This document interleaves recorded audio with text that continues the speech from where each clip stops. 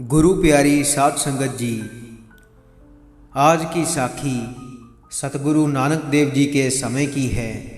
आज का ये प्रसंग गुरु नानक प्रकाश ग्रंथ के अध्याय 8वें में दर्ज है। आज की साखी में हम सतगुरु नानक देव जी द्वारा गंगा विखे पश्चिम की तरफ पानी उछालने और देवी देवताओं से मिलाप करने का प्रसंग श्रवण करेंगे। आइए बड़े ही प्यार से आज का यह प्रसंग श्रवण करते हैं। साध संगत जी, सतगुरु नानक पाई मर्दाना जी के साथ कुरुक्षेत्र पहुँचे हुए थे। वहाँ पर सतगुरु नानू पंडित के साथ चर्चा कर आगे चल पड़े और सतगुरु गंगा के किनारे पहुँच गए। वहाँ पर बहुत बड़ा मेला लगा हुआ था और बहुत भीड़ इकट्ठी हुई पड़ी थी। पूर्व, पश्चिम, उत्तर और दक्षिण से बहुत बड़ी गिनती में लोग वहाँ पर आए हुए थे। महापर्व के कारण बहुत बड़ी गिनती में अपने पापों की मैल उतारने के लिए लोग वहाँ पर आए हुए थे। वहाँ पर जाकर सतगुरु ने डेरा लगा लिया और सतगुरु सभी के हृदय को मलिन होता हुआ देख रहे थे। वहाँ पर किसी ने भी अपने मन को काबू नहीं किया था। तो जब सुबह हुई तो सतगुरु स्नान करने गए तो वहाँ पर बहुत लोग स्नान कर रहे थे और सभी ने अपने मन में प्रेम भक्ति को धारण किया हुआ था। वह सूर्य को जल चढ़ा रहे थे। मन उनके काबू में नहीं थे और सभी तरफ घूम रहे थे। तो जब उनके बीच सतगुरु जा पहुँचे तो सतगुरु ने स्नान किया और सतगुरु पश्चिम की तरफ जल प्रवाह करने लगे। सतगुरु बहुत देर तक ऐसे ही करते रहे और सतगुरु पानी में ऐसे ही खड़े रहे। तो वहाँ पर मौजूद सभी लोग सतगुरु को देख हैरान हो रहे थे और एक दूसरे से पूछ रहे थे कि यह कौन है, यह हिंदू है या मुसलमान है, क्योंकि इसकी गत जानी नहीं जा सकती। तो इस प्रकार हृदय में हैरानी धारण करके वचन धारण कर वह सतगुरु से पूछने लगे कि आप कौन हो, आप हिंदू हो या मुसलमान हो, कृपया हमें सच सच बताएं, कोई भी बात गुप्त ना रखें। अगर आप तुर्क हो तो आप हिंदुओं के बीच क्यों आए हो और गंगा में आप स्नान क्यों कर रहे हो? अगर आप हिंदू हो तो पश्चिम की तरफ जल प्रवाह क्यों कर रहे हो? इस दिशा में किसको जल चढ़ा रहे हो? किसके कहने पर ये नई नीति अपनाई है? यह सुनकर कृपा निधान सतगुरु बोले कि आप इस तरफ पानी क्यों चढ़ा रहे हो, किसके आगे चढ़ा रहे हो, क्या सोचकर चढ़ा रहे हो और कौन इस जल को प्राप्त कर रहा है? तो यह सुनकर वह कहने लगे कि जो हमारे पितर हैं, हम उनको जल चढ़ा रहे हैं, उनको स्नान करा रहे हैं, वह स्नान कर तृप्त हो रहे हैं। इस तरह हमें भी सदा ही सुख प्राप्त होता है। तो यह सुनकर सतगुरु नानक ने वचन किए कि आपके पितर यहाँ से कितनी दूर हैं, जिनको आप सदा ही जल देते हो और जो जल प्राप्त करके तृप्त होते हैं। तो उनके बीच जो समझदार लोग थे उन्होंने कहा कि वह कई योजन हमसे दूर हैं। तो यह सुनकर सतगुरु पश्चिम की तरफ मुँह कर बड़े जोर से जल प्रवाह करने लगे। तो वह लोग कहने लगे कि आपने हमें अपनी बात कोई नहीं बताई कि आप हिंदू हो या तुर्क, और इस तरफ जल प्रवाह करने से किसकी तृप्ति होती है? तो यह सुनकर सतगुरु नानक ने कहा कि जब मैं गंगा स्नान करने के लिए चला था तो मैं अपने नगर में खेत बीज कर आया था। पीछे उनको कोई पानी देने वाला नहीं है, इसलिए मैं उनको पानी दे रहा हूँ कि कहीं वह सूख ना जाएं। ऐसे मैं पानी को अपने खेतों में पहुंचा देता हूं और ऊंची स्थल पर मैंने खेत बीजा है। वह ऊंचाई के कारण, हड़ आने के कारण वह डल जाता है। तो गुरु जी की यह बात सुनकर वह लोग सतगुरु को बावरा समझने लगे और कहने लगे, ये पानी तो यहीं पर गिर रहा है, ये पानी वहाँ तक कैसे पहुँच सकता है, क्योंकि तेरे खेत कहाँ पर है और तू कहाँ पर खड़ा है।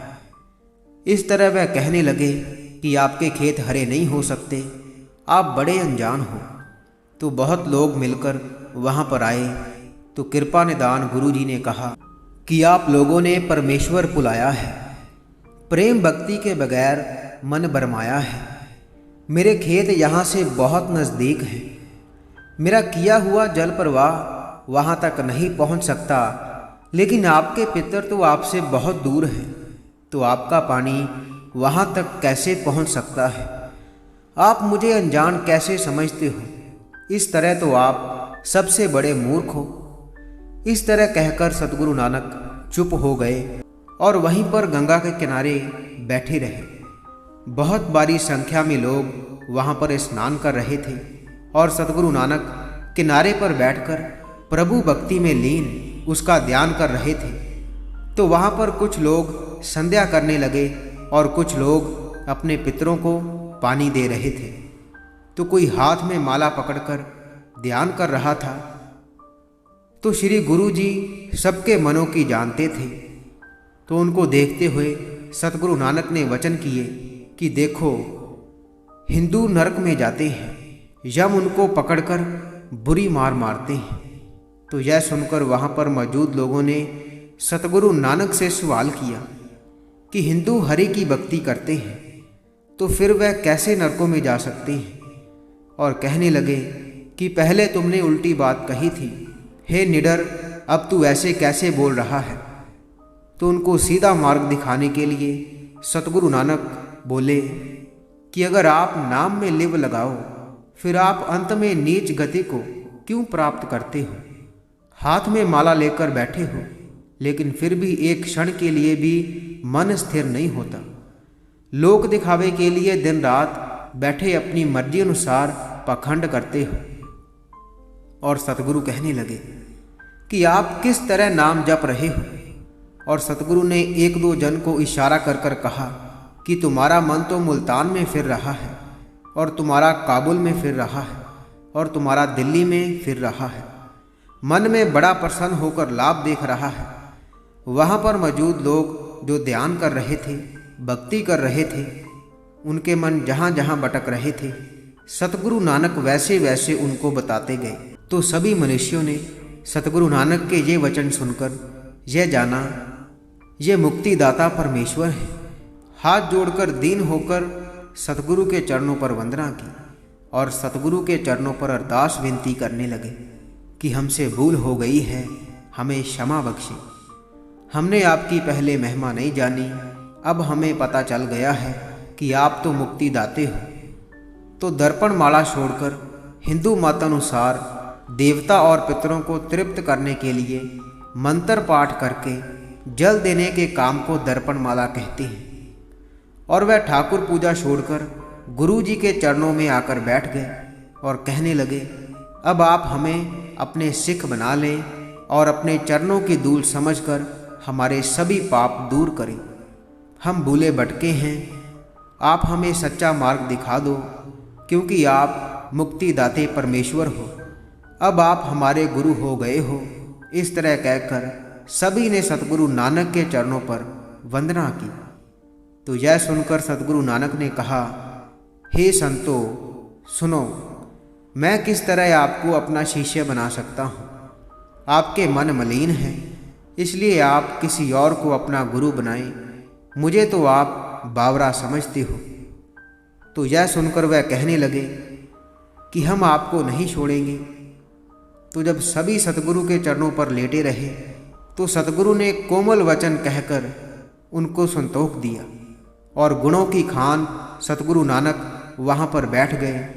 उन्होंने भोजन तैयार कर लिया था और सभी मिलकर सतगुरु नानक के पास आए और कहने लगे कि कृपा कर भोजन ग्रहण करें और हमारा जन्म सफल करें। तो सतगुरु नानक ने कहा कि मैं भोजन ग्रहण नहीं करूँगा और ना ही मैं आपके साथ कहीं जाऊँगा।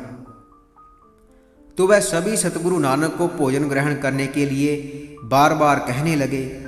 तो सतगुरु नानक उनकी बात मानकर उनके साथ चल पड़े। जहाँ पर उन्होंने रसोई बनाई हुई थी वहाँ पर उनके डेरे में जा पहुँचे। तो यह देखकर उनके हृदय में श्रद्धा और बढ़ गई।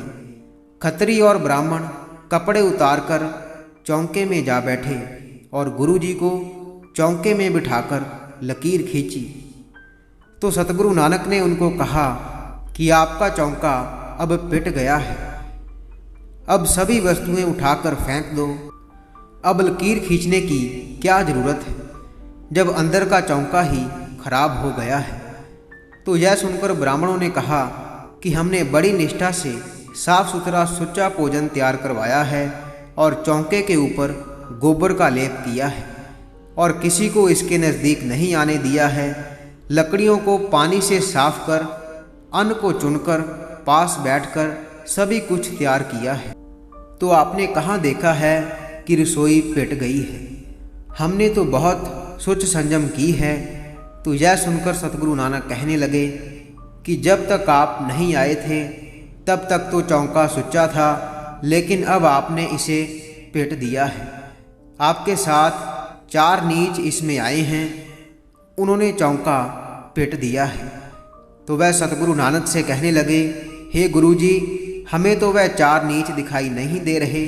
वह 4 नीच कहाँ खड़े हैं? सभी रसोई अभी तक सुच्ची है। हे कृपा निदान, आप भोजन ग्रहण करें। अगर आप भोजन ग्रहण नहीं करते हैं तो आप हमें बताएं कि वह 4 नीच कौन हैं, क्योंकि जब तक आप हमें नहीं बताओगे तो हम जान नहीं सकते, क्योंकि हमारी बुद्धि ऐसी नहीं जो उनको देख पाए। उनकी यह बात सुनकर सतगुरु नानक ने एक श्लोक उच्चारण किया। श्लोक मोहल्ला पहला। कुबद टोमणी को दया, कसायण पर निंदा, गट चूहड़ी, मुट्ठी क्रोध चंडाल, कारी कड़ी क्या थिए, या चारे बैठिया नाल। जिसका अर्थ है, मंदी मत डूमणी है, दया रहत मत बुचड़नी है, पर निंदा पंगण है। धोखेबाजी और क्रोध चंडालनी है, तो वहाँ पर खींची हुई लीक क्या करेगी?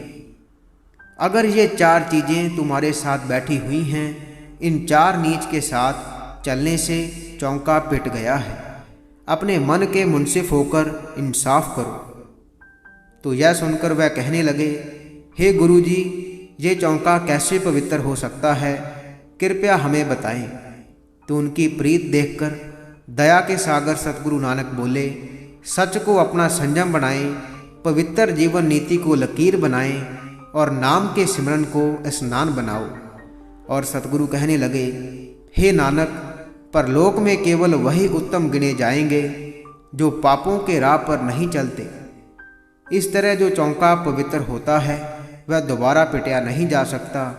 इस प्रकार आप हृदय धारण करो और मन की सभी प्रकार की मलिनता को दूर करो। तो सतगुरु नानक के ऐसे वचन सुनकर वह हृदय में सतगुरु नानक के वचनों को धारण करते हैं और अपने सभी कामों को विकार जानते हैं और सोचते हैं कि हम इनको कैसे छोड़ें, और सभी तरफ से मन को तोड़कर सतगुरु के चरणों में कैसे अर्पित करें। तो वह सभी सतगुरु नानक के आगे अरदास करने लगते हैं कि आप हमें अपनी शरण बख्शें और हमें अपना शिष्य बनाएं। हमारा अब कोई और ठिकाना नहीं है, आप परमेश्वर का रूप हो, हम आपके नाम का जाप करेंगे।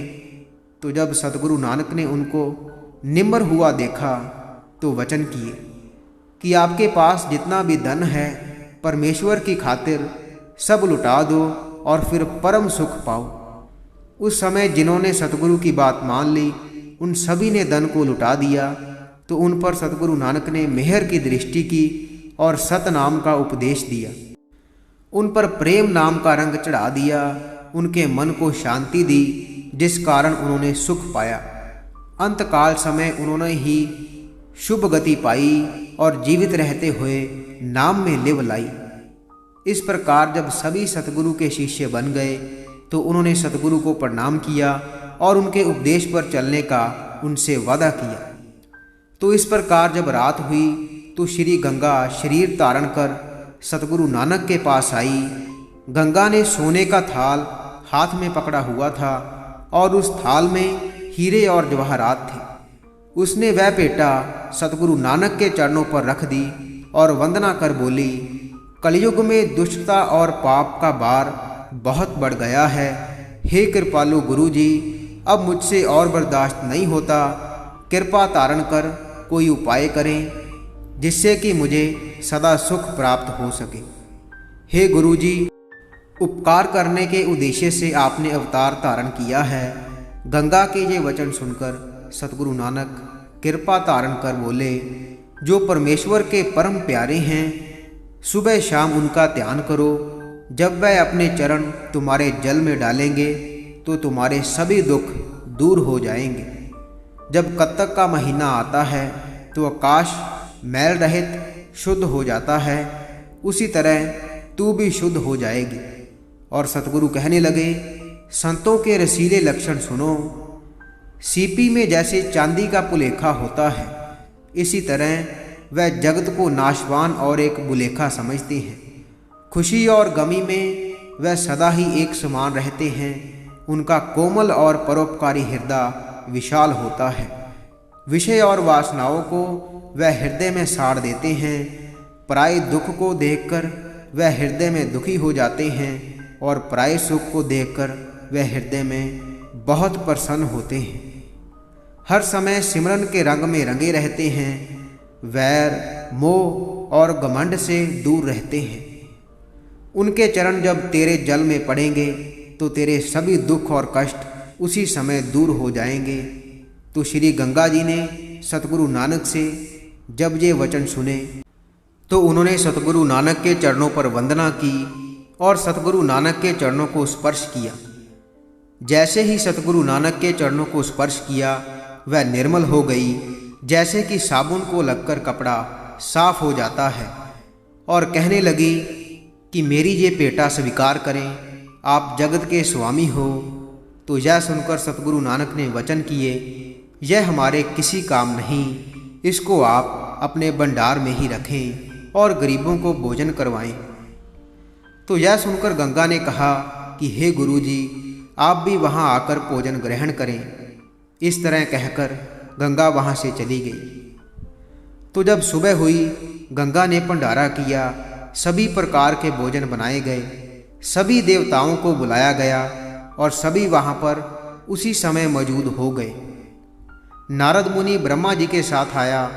श्री गौरी जी के साथ श्री शंभू जी शोभ रहे थे। चंद्रमा, सूरज, अग्नि, कुबेर, वायु और गणेश भी वहाँ पर आए। इंद्र आदि जो सभी देवते हैं, सभी गंगा के किनारे आ गए। ऋषि मुनि, जपी तपी, सन्यासी और दिगंबर सभी वहाँ पर आ गए। सभी देवी देवताओं ने दूसरा रूप धारण किया हुआ था। तो सतगुरु नानक भी वहाँ पर पहुँच गए। तो वहाँ पर मौजूद देवी देवताओं ने सतगुरु की चरण वंदना की। पापों का नाश करने वाले सतगुरु नानक की सभी महिमा जानते थे। भोजन आदि तैयार करने की सेवा थी, वह सभी सेवा देवी देवताओं ने संभाल ली। इस प्रकार सभी ने भोजन ग्रहण किया। सभी सतगुरु नानक के दर्शन कर बहुत प्रसन्न हुए और भोजन ग्रहण कर चले गए। श्री गंगा वंदना कर अपने जल के प्रवाह में समा गई, जैसे बर्फ गर्मी के कारण जल बन जाती है। तो वहाँ पर मौजूद मनुष्य आपस में मिलकर बातें कर रहे थे कि यह भंडारा किसने किया है। सभी एक दूसरे से पूछ रहे थे, असल का किसी को पता नहीं था। तो ऐसे सतगुरु नानक ने वहाँ पर उपदेश देकर अपनी भक्ति को दृढ़ किया और फिर सतगुरु संसार का भला करने के लिए आगे चल पड़े। तो साध संगत जी, यहाँ पर गुरु नानक प्रकाश ग्रंथ के 8वें अध्याय की समाप्ति होती है जी। प्रसंग सुनाते हुई अनेक भूलों की क्षमा बख्शें जी। साध संगत जी, इसी के साथ हम आपसे इजाज़त लेते हैं। कल मिलेंगे ऐसी ही एक रूहानी साखी के साथ।